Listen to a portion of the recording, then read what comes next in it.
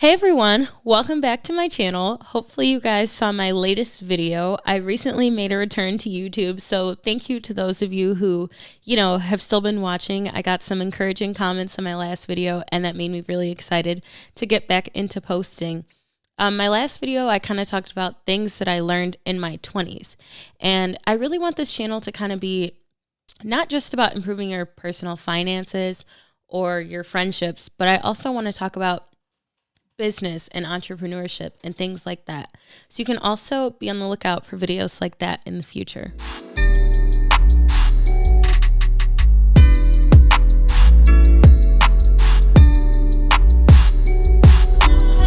So today I really wanted to talk about, for those of you who have been watching my channel, I started off talking about investing.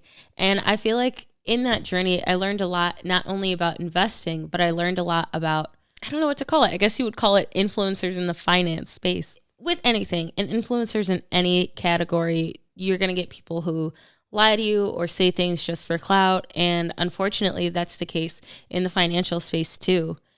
And I think a lot of that is because you can be a finance influencer without having a background in finance, which I think is totally fine because people are drawing from their own experiences. I mean, I was doing it. I'll still continue to talk about personal finance. I mean, this video is about finance. So for those of you who have been watching me from the beginning, don't worry, the finance content is not completely leaving. It's just going to be sprinkled in with other things. You can talk about finance without having a background in finance. And I think you really need to heed the warning when we would all say, this is not financial advice. I'm not a financial advisor. And that's because, when people are speaking from their own personal experiences, you really have to think about how everything is unique to that individual person and how much money they have. If you're watching people that say they put X amount of money in this stock, that does not mean that you should also go ahead and put that same amount of money into that same stock because your financial situation may not be the way that theirs is. And it's just never a good idea to invest all of your money anywhere. I used to get a lot of messages, when I was, if I was making videos about stock picks and people would say like, do you really believe this one's going to blow up? What are your thoughts on this? And I would say, hey, this is something that I'm putting my money in and that's all I can say. I can't tell you, hey, put your money in this because that's going to make it grow. No one knows what's going to happen to a stock. And I feel like that's something that viewers really need to keep in mind. We're not just saying things out of thin air. They are based in deep dives and after doing a lot of research, but there's no magic crystal ball. There's no way anyone can know exactly what is going to happen. Even a stockbroker cannot guarantee you what will go up. When you see really, really big claims like this stock will increase by this amount by this time frame, and it seems just like way too good to be true, it probably is. And I feel like those over promises, especially in a bear market right now, when that was happening in a bull market, it actually was pretty likely that things would increase by a lot in a short time span. But the way the economy is now, that's more unlikely. So you really should be careful with, everything that happened last year and with this year and the state of the economy with what you're putting your money into, and are your expectations realistic of where that stock will grow? And again, I'm really not talking about any one person. These are just cumulative things that I've noticed in the finance community. People who take way too many paid promotions. Now, taking sponsors is okay, and paid promotions, I think, is okay. That is how finance YouTubers are making their money, and that is something that helps them be able to do this full time so that they can keep making content. But I think you should still research what's being advertised, because I've gotten emails from people who have created certain crypto asking me to promote it, to talk about this crypto, and it's crypto that does not seem good, but especially if you're not disclosing that you were paid to talk about a video, then that's not good. And actually a lot of celebrities have gotten in trouble for doing that.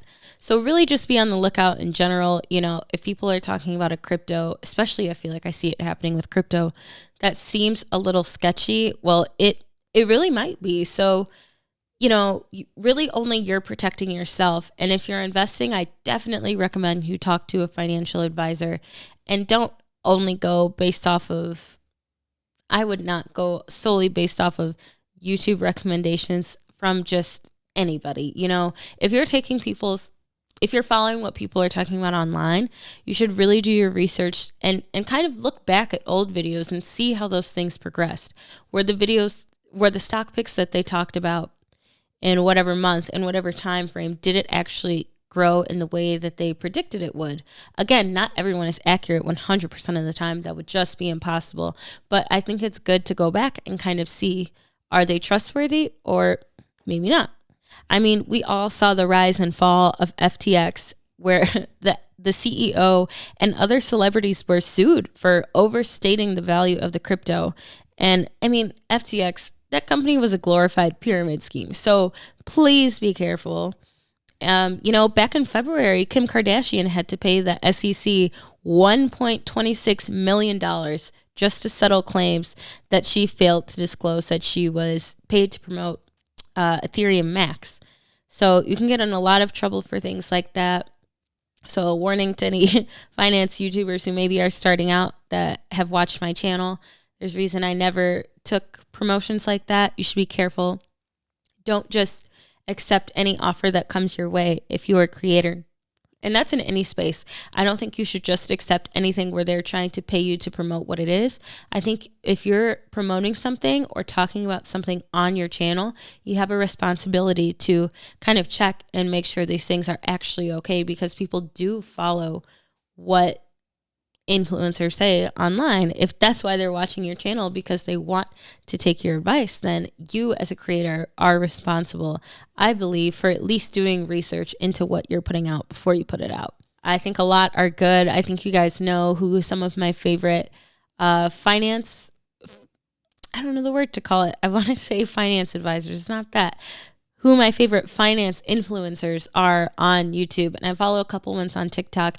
If you guys are looking for recommendations of ones that I find trustworthy, leave a comment below and I'll let you guys know who I think are some trustworthy finance gurus or finance influencers. Thank you guys for watching. Again, like I said, this is kind of a short video, but I'm going to be talking about a bunch of different things on this channel. I really just want to focus on self-improvement. And because I was making finance content before, and I'm still going to continue to do that, I thought it was important for me to include, what are some signs you're getting good financial advice? And when is it a sign that maybe you should take a step back and try to find another creator who's a little bit more safe to trust? I think this is a video I feel that I should have made a long time ago, and I'm glad I'm getting to do it now. But definitely come back and reference this when you're trying to gauge if you trust a finance influencer or not. So stay tuned for some more videos. There will be a lot more coming soon. And if you're still watching, thank you. I appreciate you so much. I couldn't be here without you. So I really just wanted to create this video to give back and to hopefully protect some of you who hopefully you've never fallen for any bad advice, but now you know going forward, good signs and bad signs of a finance influencer. Thanks. Have a good one. Bye.